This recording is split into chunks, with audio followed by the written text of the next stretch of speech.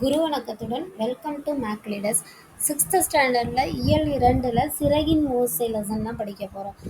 லெசனோட டைட்டிலே நமக்கு தெரியுது என்னது, சிறகின் ஓசை. அப்படின்னா ஒரு பறவையோட சிறகு எதுக்கு இருக்கும்? பறவைக்கு தான் இருக்கும். அப்போ பறவையோட ஓசை, அந்த சிறகுகளின் ஓசையை தான் படிக்க போகிறோம்.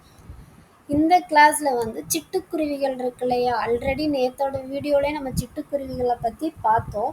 இன்னையோட கிளாஸ் வந்து சிட்டுக்குருவிகளை மெயினாக வந்து ஃபோக்கஸ் பண்ணியோட கிளாஸ் தான் இன்னையோடது.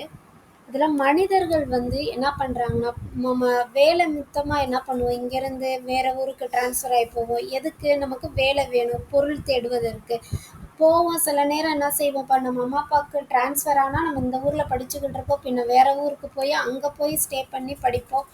எதுக்காக? அப்பா அங்கே வேலை பார்க்குறாங்க, எதுக்கு? நமக்கு சாப்பாடு வேணும், அவங்கள்ட்ட இருந்து மணி வேணும். அதுக்காக நம்ம என்ன செய்கிறாங்க, ஒரு இடத்துக்கு போவோம், ஆனால் அங்கேயே இருக்க மாட்டோம், திரும்ப நம்ம சொந்த ஊருக்கு வருவோம். அதே போல் பறவைகளும் உணவுக்காகவும் இனப்பெருக்கத்துக்காகவும் ஒரு இடத்துல இருந்து இன்னொரு இடத்துக்கு இடம் பெயருது இல்லையா, அது பேர் வலசை. சரியா? அப்படி போகும். சில பறவைகள் என்ன செய்யும், ரிட்டர்ன் வருது. சில பறவைகள்னால் வர திரும்ப ரிட்டர்ன் வர முடியாமல் ஆகிடும். சரிங்களா? அதே போல் தானே மனிதர்கள். சில பேர் வந்து என்ன பண்ணுவோம், ஃபாரின்லாம் போவாங்க, அவங்க வீட்டில் கூட இருக்கலாம். மேபி போயிட்டு என்ன செய்வாங்க, அங்கேயே செட்டில் ஆகிறவங்களும் இருக்காங்க. ஆனால் இன்கம் சோர்ஸ் பண்ணுறதுக்காக போயிட்டு என்ன பண்ணிட்டு அந்த மணியை ஏர்ன் பண்ணிட்டு திரும்ப ரிட்டர்ன் வர்றவங்களும் இருக்காங்க. அப்படிதானே? அதே போல தான் பறவைகளும். அதை தான் இந்த லெசனில் சொல்லியிருக்காங்க. பறவைகள் வந்து ஒரு இடத்துல இருந்து இன்னொரு இடத்துக்கு போகுது சொன்னோம் இல்லையா, கண்டம் விட்டு கண்டம் பறக்குது, கடல் மலை எல்லாத்தையும் தாண்டியுமே அது வந்து வருது. இப்படி பறவைகள் வந்து இடம் பெயர்து இல்லையா, அதை தான் என்ன சொல்கிறாங்கன்னா வலசை போதல், பேர்டு மைக்ரேஷன் சொல்லுவாங்க. இதில் பெரும்பாலும் எந்த பறவைகள் வந்து அப்படி போகும்னு பார்த்தோம்னா, நீர்வாழ் பறவை இருக்கு இல்லையா, அதுதான் மெஜாரிட்டி சொல்கிறாங்க. பெரும்பாலும் யார் போவான்னா நீர்வாழ் பறவைகள் தான் போகுது.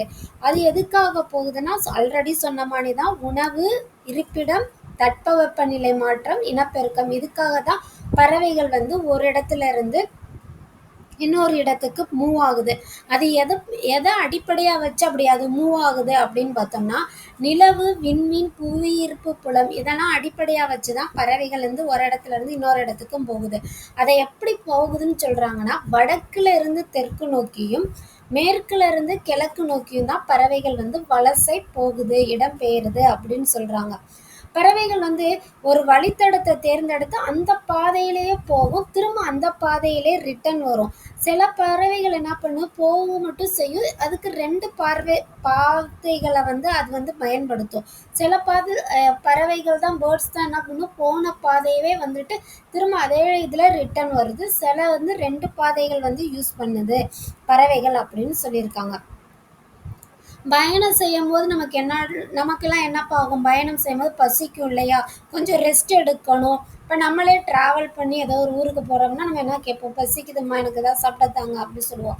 ரொம்ப டயர்டாயிடுச்சுன்னா, ரொம்ப டயர்டாயிடுது, நம்ம கொஞ்ச நேரம் ரெஸ்ட் எடுக்கலாம், அந்த மாதிரி சொல்லணும். அதே போல் பறவைகளுக்கும் அந்த உணர்வுகள்லாம் இருக்கும் தானே, அதனால அதுக்கு சாப்பாடு இறைக்கலாம். சில பறவைகள் என்ன செய்யணும்னா, அதுக்காக தேவையான அளவில் ரெஸ்ட் எடுத்துட்டு திரும்ப வந்து பேர்ட்ஸ் வந்து பறக்க ஆரம்பிக்கும். ஆனால் சில பறவைகள் வந்து ரெஸ்டே எடுக்காமலும் பறக்கும். அது வந்து முடிகிற அளவு வந்து பறக்கும். அதில் ஒரு பறவை தான் அந்த தெரிந்து கொள்ளும், இந்த பாக்ஸ் பாயிண்டில் கொடுத்துருக்காங்க. இந்த பறவை வந்து என்ன பண்ணும்னா, எவ்வளோ என்ன சொல்லணும்னா 400 கிலோமீட்டர், 1 கிலோமீட்டர் 2 கிலோமீட்டர் கிடையாது, கிட்டத்தட்ட 400 கிலோமீட்டர் வரையும் ரெஸ்டே எடுக்காமல் பறக்குமா. அதனால இந்த பறவையை என்ன சொல்கிறாங்கன்னா, பறவை கப்பல் பறவைன்னு சொல்கிறாங்க. இல்லைன்னா கூளைக்கடா, கடற்கொள்ளை பறவைன்னு சொல்கிறாங்க. புரியுதா? அந்த பறவை ஏன்னா அதை ரெஸ்ட் எடுக்காமல் பாருங்களேன், தரையே இறங்காதான், 400 கிலோமீட்டர் வரையும் தரையே இறங்காமல் பறக்குதான். இப்படி இந்த பறவைகள் வந்து வலசை போகுது இல்லையா, இடம் பெயருது இல்லையா, சாப்பாடுக்கோ வேற எதுக்கோ இடம் பெயர்றப்ப அதோட உடல்ல வந்து இந்த பறவைகளுக்குன்னு சில மாற்றங்கள் வந்து உருவாகுது. வலசை போகும்போது பறவையோட உடல்ல ஏற்படும் மாற்றங்கள் என்ன அப்படின்னு கேட்டாங்கன்னா, தலையில வந்து அதுக்கு சிறகு வளருமா. இறகு இருக்கு இல்லையா, அதோட நிறம் வந்து மாறும். உடல்ல கற்றைய முடி வந்து என்ன செய்யும், வளரும். இந்த 3 பாயிண்ட்டுமே அந்த பறவைகள் வந்து வலசை போகும்போது அதோட உடல்ல நடக்கிற மாற்றங்கள். இதை நோட் பண்ணி வச்சுக்கோங்க. தமிழ்நாட்டுக்கு நம்மளோட வெளிநாட்டுல இருந்து பறவைகள் வந்து வலசை வருது இல்லையா? இடம்பெயர்ந்து வருது. பார்த்துருப்பீங்களா? நெறையா பேர்ட்ஸ் வந்து நம்மலாம் அவுட்டர்ல அந்த பக்கம்லாம் போகும்போது நெறையா புது புது பறவைகள் வித்தியாசமாலாம் பார்த்துருப்பீங்க. அதெல்லாம் வந்து என்ன செய்யும்னா, வெளிநாட்டுல இருந்து கூட நம்ம தமிழ்நாட்டுக்கோ, இந்தியாக்குள்ள நெறைய இடத்துல பார்க்கலாம். அப்படி பறவைகள் வந்து இருக்க தான் செய்யும். அத வந்து என்ன சொல்றாங்கன்னா, ஏறத்தாழ 1500 ஆண்டுகளுக்கு முன்பு வாழ்ந்த சத்தி முத்தப்புலவர். யாரு? சத்தி முத்தப்புலவர்ன்றவரு நாராய் நாராய் செங்கால் நாராய்ன்ற பாடலை எழுதியிருக்காரு. அந்த பாடல்ல தென்திசை குமரி ஆடி வடதிசை ஏகுவீர் ஆயின் அடி என்ற அடிகள் பறவைகள் வலசை வந்த செய்தியை அவர் என்ன பண்றாருன்னா, இந்த பாடல்ல வந்து வெளிநாட்டில் உள்ள பறவைகளும் நம்ம நாட்டுக்கு வலசை வந்திருக்கு அப்படின்னு குறிப்பிடுறாரு. யாரு? சக்தி முத்த புலவர்.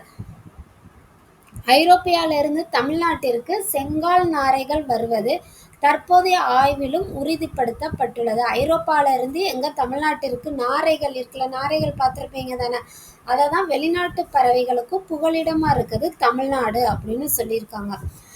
தற்போது வெகுவாக அழிந்து வரும் பறவை இனம் எது என்று தெரியுமா அப்படின்னு கேட்குறாங்க. அதுக்கு வந்து ஆன்சர் வந்து சிட்டுக்குருவி தான். நான் ஆல்ரெடி கிளாஸ்ல சொல்லியிருப்பேன். சிட்டுக்குருவி வந்து ரொம்ப அழகாக குட்டியோண்டு ஒரு ஒரு குட்டி பேர்டு. அது பார்க்கவே அவ்வளோ அழகாக இருக்கும். ஒன்ஸ் அப்பான டைம் சொல்கிறது பாரு, நாங்களாம் சின்ன குழந்தைங்களா இருக்கும்போது சிட்டுக்குருவி வந்து ரொம்ப அதிகமாக இருக்கும். இப்போ காக்காலாம் நீங்கள் காக்காவே இப்போ எண்ணிக்கை குறைஞ்சிருச்சு. முன்னாடி அது ரொம்ப இருக்கும் இல்லையா? அதே போல் இந்த சிட்டுக்குருவியுமே அவ்வளோ அழகாக காலையில் எந்திரிச்சு பார்த்தீங்கன்னா, அந்த ஒரு 5 o'clock 4 o'clockலேருந்து ஸ்டார்ட் பண்ணிக்கோங்க. 6 o'clockலாம் பார்த்தோம்னா அதோட அந்த பேர்ட்ஸோட சத்தம் வந்து நம்மளை அவ்வளோ அழகாக ஒரு மாதிரி அழகாக அது வீட்டுக்குள்ளே கூட சம்டைம்ஸ் வரும். உணவை தேடி வீட்டுக்குள்ளே கூட அந்த காலத்துலனா வரும். இந்த படத்தில் இருக்கு இல்லையா? இதோட சைஸே இவ்வளோதான், ரொம்ப குட்டி. அது பார்க்கும்போது அவ்வளோ க்யூட்டாக இருக்கும் அந்த பேர்டு சிட்டுக்குருவி. இப்போலாம் நீங்கள் பார்த்துருக்கலாம். மேபி பார்க்குறதுக்கு சான்ஸ் இல்லாமலும் இருக்கலாம். ஏன்னா அது வந்து இந்த செல்ஃபோன் டவர்னு சொல்கிற ரீசன்னால் அதுலேருந்து வர்ற அந்த அதிர்வுகள் அதனால கூட அது வந்து நிறைய அஃபெக்ட் ஆச்சுன்னு சொல்லியிருந்தாங்க. பார்க்கலாம் அது எதனால அது இப்போ ரொம்ப கம்மியாக இருக்குன்னு பின்னாடி கிளாஸ்ல இப்போ பார்க்கலாம். ஓகேவா? இந்த ரொம்ப அது உருவத்தில் சிறிய பறவை தான் இந்த சிட்டுக்குருவி. இதை ஆண் பெண் வேறுபாட்டை நம்ம வந்து உணர முடியும் அப்படி சொல்கிறாங்க. இந்த தொண்டை பகுதி இருக்குல்லப்பா, இந்த குருவியோட தொண்டை பகுதி இந்த இடம் இருக்குல்ல, இது கருப்பு நிறத்தில் இருக்கும் ஆணுக்கு. சரியா? பெண் குருவிக்கு உடல் முழுவதும் மங்கிய பழுப்பு நிறத்தில் இருக்கும். சிட்டுக்குருவி பொதுவாக கூடு கட்டி தான் வாடும். சரியா? கூடு கட்டி வாடும். பார்த்துருப்பீங்களா? குருவி கூடெல்லாம் நிறைய இடத்துல இருக்கும்ல, அதே போல் இந்த குட்டி சிட்டுக்குருவிக்கும் ஒரு கூடு இருக்குது. அதில் தான் அது வந்து தங்கி இருந்து கூடு கட்டி முட்டையிட்டு வாழும். அது வந்து கூடு கட்டிய பின்ன வந்து 3 முதல் 6 முட்டைகள் வரை இடும். எத்தனை முட்டைகள்ப்பா? 3லிருந்து 6 முட்டைகள் வரை இடும். 14 நாள்கள் அடைக்காக்கும். எத்தனை நாட்கள்? 14 நாட்கள் அடைக்காக்கும். 15வது நாள் குஞ்சுகள் வெளியே வரும். சிட்டுக்குருவி இருக்குல்ல, அந்த குட்டி குருவி வந்து ஒரு கூடு கட்டி வாழுது. அதில் அந்த கூடு கட்டி முடித்த உடனே ஒரு 3லிருந்து 6 முட்டையை வந்து அது போடும். அந்த 6 முட்டையை வந்து 14 நாள் வந்து, அதாவது 2 வாரம் அடைக்காக்கும். 15வது நாள் அதுல இருந்து முட்டையை என்ன செஞ்சிருக்கு? வெளியே வரும் அப்படின்னு சிட்டுக்குருவியை சொல்றாங்க. துருவ பகுதிகள் தவிர மனிதன் வாழும் இடங்களில் எல்லாம் சிட்டுக்குருவிகள் வாழ்கின்றன. அப்படின்னா என்ன அர்த்தம்? துருவ பகுதிகள் தவிர அப்படின்னா துருவ பகுதியில் அது வாழாது. அது தவிர மனிதன் வாழ்கிற எல்லா பகுதிகளிலுமே சிட்டுக்குருவி வாழும் அப்படின்னு சொல்றாங்க. இந்தியா முழுவதும் சிட்டுக்குருவியை காணலாம். இமயமலை தொடரில் வந்து 400 மீட்டர் இமயமலை தொடரில் 4000 மீட்டர் உயரத்தில் கூட வாழும் அப்படின்னு சொல்கிறாங்க. 4000 மீட்டர்னா எவ்வளோ ஹைட்டாக இருக்குன்னு பார்த்துக்கோங்க. அந்த இடத்துல கூட இந்த சின்ன சிட்டுக்குருவி போய் வாழ்கிற மாதிரி இருக்கு. இது வந்து எதை உணவாக எடுத்துக்கணும்னா, தானியங்கள், புழுப்பூச்சி, மலரோட அந்த இது இருக்கும்லையே அரும்புதல், அது இளந்தளிர்கள், தேன், இதெல்லாம் தான் சிட்டுக்குருவியோட உணவாக இருக்குது. சிட்டுக்குருவிலாம் பெரும்பாலும் வந்து இந்த தாவரத்தெல்லாம் அந்த வயக்காடுலாம் சொல்லுவாங்க இல்லையா, கிராமத்துலலாம் இருக்கும்ல, அங்கே இருக்க அந்த நெல்லெல்லாம் சிதறி கிடக்கும். இப்போலாம் அது வந்து ரொம்ப ரேராக பார்க்கும். அப்போல்லாம் ரொம்ப நிறையா இருக்கும். அதெல்லாம் அதை கொத்தி கொத்தி சாப்பிட்றதுக்காகவே அது என்ன செய்யும், வரும் சொல்லுவாங்க. தாய்க்குருவி வந்து அந்த புழுப்பூச்சியெல்லாம் பிடிச்சு போய் குஞ்சுகளுக்கு, அந்த குட்டி குருவி இருக்கும்லே அதோட சைல்டு, அந்த குட்டி குருவிக்கு வந்து அது ஊட்டி விடும். கொடுத்து பாதுகாக்கும். சிட்டுக்குருவியோட வாழ்நாள் எத்தனைன்னா, ஒரு குருவி சிட்டுக்குருவி வந்து 10லிருந்து 13 ஆண்டுகள் தான் அது வந்து உயிரோட வாழும். சிட்டுக்குருவி வந்து உருவத்துல வந்து ரொம்ப சிறியது. ஆனாலும் வேகமா பரவும், விரைவா செயல்படும். சிட்டாய் பறந்து விட்டான் என்று கூறுவோம். நெறைய நல்ல ஆ ஒரு ஆக்டிவா ஒரு குட்டி பையன். ஆனா ரொம்ப ஸ்மாலா, அழகா, கியூட்டா, குட்டியா இருக்க பையன். ஆனா துருதுருன்னு இருந்தா என்ன சொல்லுவாங்க? சிட்டா இருக்கான். சிட்டா இருக்கா. அந்த பொண்ணு இருந்தா சிட்டா இருக்கா அப்படி சொல்லுவாங்கல்ல. அதோட அர்த்தம் அதுதான். ஏன்னா சிட்டுக்குருவி வந்து ரொம்ப குட்டி. ஆனா அதோட பறக்கிறது வந்து எப்படி இருக்கும்? ரொம்ப ஆக்டிவா, வேகமா வந்து விரைவா செயல்படுறவங்கள அப்படி சொல்லுவாங்க. ஓகேவா? சிட்டுக்குருவி சிட்டுக்குருவி வந்து அழியறதுக்கு காரணம் என்னன்னு சொல்லியிருந்தேன் இல்லையா? பார்ப்போன்னு. அதான் சொல்லியிருக்காங்க. எல்லா மனிதர்கள் இப்ப என்ன பண்றாங்க? விவசாயத்துக்கு வந்து செயற்கையிலா பயன்படுத்த ஆரம்பிச்சுட்டாங்க. பூச்சிக்கொல்லிய பயன்படுத்துறாங்க. அதுல பூச்சிக்கொல்லிகள்லாம் அடிக்கிறனால அந்த நிலத்துல என்ன ஆகுது? புழு பூச்சிலாம் இருக்கிறதில்ல. ஆக்சுவலா நான் சொன்னேன்ல, சிட்டுக்குருவி அந்த நிலத்துல வந்து அந்த புழு பூச்சிகள்லாம் சாப்பிடறதுக்காக தான் வரும். இப்ப அதுக்குரிய ஆப்ஷன் இல்லாதனால அது வந்து என்ன பண்றதில்ல, வர்றதில்ல. நெறைய நவீன கட்டடங்கள் கட்டுறனால கூடு கட்டி வாழ அதனால முடியல. எல்லா இடத்துலயுமே இப்ப அபார்ட்மெண்ட்ஸ் வந்துருச்சு. பெரிய பெரிய பில்டிங் வந்துருச்சு. ஸோ அதனால கூடு கட்டி வாழ முடியல. தாவர வேலியிலேயே இப்ப செயற்கை வேலிகள பயன்படுத்துறாங்க. சிட்டுக்குருவி ஓய்வெடுக்கிறதுக்கான புதர் செடி கூட இப்பலாம் காண கிடைக்கிறது கிடையாது. அது உணவுக்கும் இருப்பிடத்திற்கும் சிட்டுக்குருவிக வந்து மற்ற குருவிகளோட வந்து போட்டி போட அதனால முடியல அப்படின்னு சொல்றாங்க. முதலாம் என்ன பண்ணுவோம்? பறவைகளை காப்பாற்ற நம்ம செய்ய வேண்டியவை என்ன கேட்குறாங்க? ஆள் அரசு போன்ற மரங்களை, அவரை புடலை போன்ற கொடிகளை வளர்க்க வேணும். ஆள் ஆள் அரசு அரசு மரம்லாம் இருக்குல்ல, ஆள்னா ஆலமரம். இந்த மாதிரிலாம் மரங்களை வளர்க்கணும், செடிகளை வளர்க்கணும். மண்ணுக்கு வந்து இயற்கை தாவர ஒரு இதை தான் வளர்க்கணும். பூச்சிக்கொல்லிலாம் நம்ம என்ன செய்யணும்? அடிக்கக்கூடாது. இந்த மாதிரி நிறையா வந்து நம்ம செய்யும் போது ஆட்டோமேட்டிக்காக அந்த குருவி இனம் பாதுகாக்க தான் படும் அப்படின்னு சொல்லியிருக்காங்க. பாரதியார் கூட சொல்லியிருக்காரு, காக்கை குருவி எங்கள் ஜாதின்னு பாட்டு பாடியிருக்காரு. ஞாபகம் இருக்கு தானே? அதில் அவர் வந்து அவருக்கு காமிக்கும் போது கூட என்ன சொல்லுவாங்கன்னா, அந்த பாட்டில் வந்து பாரதியார் அவங்க ஒய்ஃப் வந்து சமைக்கிறதுக்கு கொஞ்சோன்னு நெல் வச்சுருப்பாங்க. ஆனால் அவர் அதையும் எடுத்து அந்த குருவிகளுக்கு வந்து டிஸ்ட்ரிபியூட் பண்ணி வித்து விடுவாங்க இல்லையா? அந்த மாதிரி குருவிகளுக்கு என்ன சொல்லலாம், உணவை கொடுத்துருவாரு. ஸோ இப்படிலாம் வந்து பாரதியார்ன்னு இல்லை, எல்லாருமே வந்து அப்படி வந்து குருவிகள், பாரதியார் எல்லாரும் சேர்ந்து குருவிகள், பறவைகள் மேலே அவ்வளோ ஒரு அன்பு காட்டி இருந்தாங்க. இப்போ நாளாக நாளாக வந்து அதை மறைந்து கொஞ்சம் கொஞ்சமாக அது கீழே அந்த கர்வ் அந்த போயிட்ட ட்ராப் ஆகிட்டு இப்போ வந்து எல்லாருமே நம்மளோட ஓன் பர்பஸ்க்காக என்ன பண்ணுறோம்? பெரிய பில்டிங் கட்டுறோம். அப்பார்ட்மெண்ட்ஸில் தான் மேக்ஸிமம் வாழ்கிறோம். எல்லாருமே இப்படி இருக்கிற எல்லார் வீட்டுக்கிட்டையும் மரம் இருக்கான்னு பார்த்தோம்னா ரேர் தான். இப்போ எல்லார் வீட்டு வாசல்லையுமே மரம் இருக்குது. இப்போ எல்லார் வீட்டு வாசல்லையும் மரம் இருக்கான்னா அதை question mark, big question mark. So அதனால வந்து குருவிகள் வந்து என்ன செய்ய ஆரம்பிச்சு? அழிவை நோக்கி போக ஆரம்பிச்சிச்சு. ரைட். இப்போ ஒரு பாக்ஸ் பாயிண்ட்ல வந்து ஒரு இம்பார்ட்டண்ட் ஒரு விஷயம் சொல்லியிருக்காங்க. இந்தியாவோட பறவை மனிதர் யாருன்னு கேட்டாங்கன்னா டாக்டர் சலீம் அவர்களை தான் சொல்லணும். அவர் வந்து பறவைகளை பற்றி வந்து நிறைய ஆய்வு கட்டுரைகள் வந்து எழுதியிருக்காரு. அதுக்கான ஆராய்ச்சியிலையுமே ஈடுபட்டிருப்பாரு. அதனால தான் இவரை இந்தியாவின் பறவை மனிதர்னே சொல்லியிருக்காங்க.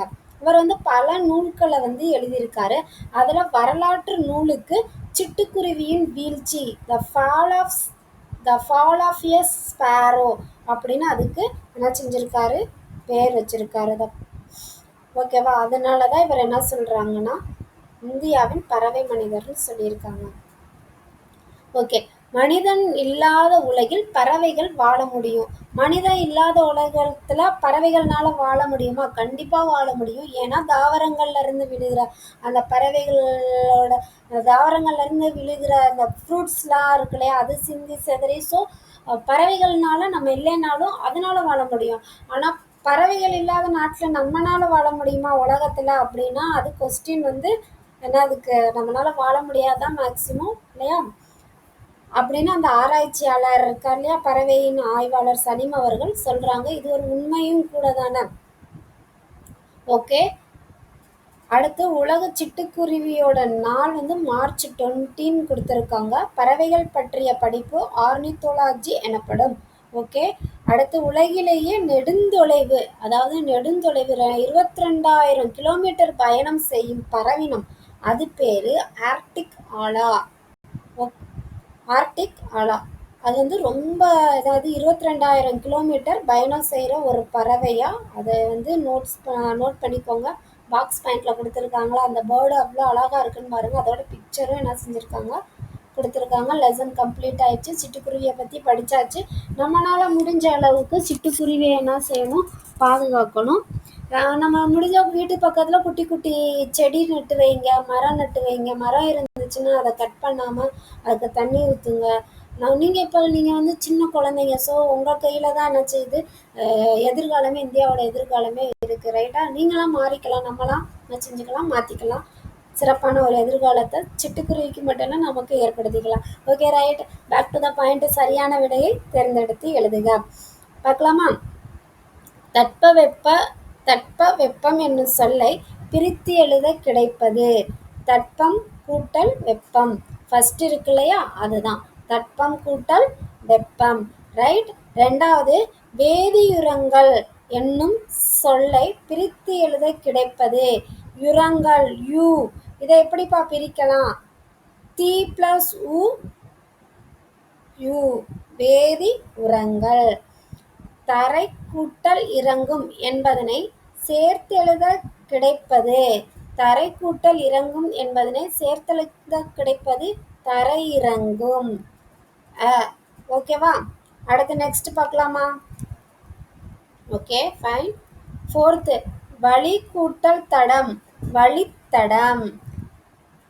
சிட்டுக்குருவி வாழ முடியாத பகுதி எது? நம்ம இப்பதானே படித்தோம். துருவ பகுதியில் சிட்டுக்குருவியால் என்ன செய்ய முடியாது, வாழ முடியாது. அடுத்து, கோடிட்ட இடங்களை நிரப்புக. பார்ப்போமா? மிக நீண்ட தொலைவு பறக்கும் பறவை என்னது? சொல்லுங்க. இப்பதானே படித்தோம். 22,000 கிலோமீட்டர் பறக்குதுன்னு. ஆர்டிக் ஆலா. என்னது? மிக நீண்ட தொலைவு பறக்கும் பறவை என்னது? ஆர்டிக் ஆலா. பறவைகள் வலசை போவதை பற்றி பாடிய தமிழ் புலவர் யாரு? சத்திமுத்த புலவர். யாரு? சத்திமுத்த புலவர். பறவைகள் இடம்பெயர்வதற்கு டர்ஸ் என்று பெயர். என்னப்பா பெயர்? வலசை போதல். இந்தியாவோட பறவை மனிதர் யாரு? டாக்டர் சலீம் அவர்கள். டாக்டர் சலீம் அவர்கள் தானே? டாக்டர் சலீம் அலிம் போட்டுக்கோங்க. ஓகேவா? பறவைகள் வலசை போக காரணங்களுள் ஒன்று. எதுக்காக பறவைகள் வந்து வலசை போகுது சொல்லுங்க பார்ப்போம். அதில் உள்ள தட்பவெப்பநிலை காரணமாக இருக்கலாம், இல்லைன்னா இனப்பெருக்கம் இருக்கலாம், இல்லைன்னா உணவு. ஏதோ ஒன்றை வந்து நீங்கள் ஆன்சராக எழுதிக்கலாம். சொற்றொடர் அமைத்து எழுதுங்க. இங்கே தான் உங்களோட தேடுதல் வந்து இருக்கணும். சொற்றொடர் வந்து இது நீங்களாக தான் எழுதணும். நான் எழுத சொல்கிறது வந்து நான் எனக்கு பிடிச்ச ஒரு லைன் கொடுக்கலாம், ஒன்றும் ப்ராப்ளம் கிடையாது. ஆனால் உங்களுக்கு க்ரியேட்டிவிட்டி வரணும்னா நீங்கள் தான் வெளிநாடை பற்றி ஏதோ ஒரு லைன் ஒன்று புக்கை ரீட் பண்ணி அதில் உள்ள சென்டென்ஸை மேக் பண்ணுங்கள். இல்லைன்னா உங்களுக்கு வெளிநாடில் ஏதோ ஒரு தோணும் இல்லையா, ஒரு சென்டென்ஸை, அதை நீங்கள் மேக் பண்ணி எழுதணும். வாழ்நாளுக்கு நம்ம சிட்டுக்குருவியை கூட பார்த்தோம். அதோட வாழ்நாள் எத்தனை? 10லேருந்து 13 ஆண்டுகள். அதை நீங்கள் சென்டென்ஸ் மேக் பண்ணி எழுதலாம். செயற்கையை பற்றி நிறையா இருக்குது, ஆர்டிஃபிஷியல். ஓகே, செயற்கை வச்சு நீங்கள் ஒரு சென்டென்ஸை மேக் பண்ணணும். ஓகேவா? இதெல்லாம் நீங்கள் மட்டும்தான் மேக் பண்ணணும். இதில் நான் சொல்கிறதுக்கு எதுவுமே இல்லை. ரைட்டு. ஓகே, இதுக்கு உங்களுக்கு அசைன்மெண்ட் பண்ணி கூட வச்சுக்கோங்க. மரங்களை வளர்த்து டர்ஸை காப்போம். மரங்களை வளர்த்து என்ன பண்ணுவோம்? இயற்கையை காப்போம். செயற்கை உரங்களை தவிர்த்து நிலவளம் காப்போம். அப்படிதானே? ரைட்டா? ரைட். தமிழகத்தில் வலசை பறவைகளின் வருகை தற்போது அதிகரித்துள்ளதா குறைந்திருக்கப்பா? சொல்லுங்க பார்ப்போம். அதிகரித்து தான் இருக்கு. தற்போது சிட்டுக்குருவிகளுடைய எண்ணிக்கை குறைந்திருக்கு. பறவைகள் எக்காரணங்களுக்காக இடம்பெயர்கின்றன? ஆன்சர் சொல்லுங்க. கிளாஸ் கவனிச்சிருந்தீங்கன்னா தெரிஞ்சிருக்கும். பறவைகள் எதுக்காக இடம்பெயர்னாங்க? உணவு, என்ன சொல்லலாம், உணவு, இனப்பெருக்கம், அந்தளோட தட்பவெப்ப சூழ்நிலை காரணமாக என்ன செய்து இடம்பெயர்ச்சுன்னு பார்த்தோம் இல்லையா? வலசையின் போது பறவையின் உடலில் ஏற்படும் மாற்றங்கள் என்ன பண்ணும்? அதோட இதில் தலையில் வந்து இது உருவாகும் படித்தோமா. பின்ன என்ன பண்ணணும், அந்த போன் கிட்ட அந்த முடி வந்து நிறையா வளரும் அதோட கழுத்துக்கு பகுதி கிட்ட அப்படின்னு படித்தோமா. தலையில் என்ன செய்யணும், சிறகு வளரும், இறகுகளோட நிறம் மாறும்லாம் படித்தோம் தானே, ஞாபகம் இருக்கா? அந்த லைனு கீழே இருக்கும் பாருங்கள், இந்த இருக்கு இல்லையா, தலையில் சிறகு வளரும், இறகுகளால் நிறம் மாறும், உடலில் கற்றையாக முடி வளரும். ஓகே, இது அந்த 3 லைன் தான். இதே போல் நீங்கள் தேடி என்ன செய்யணும், கொஸ்டினுக்கு ஆன்சர் வந்து நீங்களாக தேடுதல் போது, இது நீங்கள் 6th ஸ்டாண்டர்ட் இப்படி தேடி தேடி படிக்கும் போது உங்களுக்கே வந்து அழகாக அடுத்து பெரிய கிளாஸ் போகும்போது யாரும் சொல்லணும்னு அவசியம் கிடையாது. ஜஸ்ட்டு நீங்கள் ரீட் பண்ணிவிட்டு புக்கை கோத்ரூ பண்ணிங்கன்னா உங்களுக்கே ஆன்சர். இப்போயே நீங்கள் என்ன பண்ணுங்கள், ப்ராக்டிஸ் பண்ணி பழகிக்கோங்க. Okay, do it. அடுத்து சிட்டுக்குருவியின் வாழ்க்கை பற்றி சிறு குறிப்பு வரைக. சிட்டுக்குருவியோட வாழ்க்கை எப்படி இருந்துச்சா, அதுவே கூடு கட்டி வாழும், அதோடைய என்ன சொல்லலாம், அதுக்கு எத்தனை நாளில் முட்டையிடும், அது எத்தனை நாள் அடைக்காக்கும், பின்ன அதுலேருந்து எத்தனாவது நாள் வந்து குஞ்சு வெளியே வரும், அதை பார்த்தோம் இல்லையா. அந்த சிட்டுக்குருவியோட டயக்ராம் பக்கத்தில் இருந்துச்சுல, அதை தான். வலசை பறவைகளோட பயணம் எப்படி இருக்குது, அது எந்த இடத்துல வரும், அந்த வலசை பறவைகளோட அந்த இடத்துல இருக்குது, அதை நோட் பண்ணி எழுதுங்க. இதோட இந்த கிளாஸ் முடியுது. இந்த கிளாஸோட எப்படி இருந்துச்சு இந்த கிளாஸ் அப்படின்னு வந்து நீங்கள் வந்து கமெண்ட்ஸ் பண்ணுங்கள். பின்ன பிடிச்சிருந்துச்சுன்னா உங்கள் ஃப்ரெண்ட்ஸுக்கும் சொல்லுங்கள், சப்போர்ட் பண்ணுங்கள். நல்லதே நடக்கும். நாளைக்கு இன்னொரு வீடியோவில் பார்க்கலாம். நன்றி, வணக்கம், தேங்க்யூ, பாய்.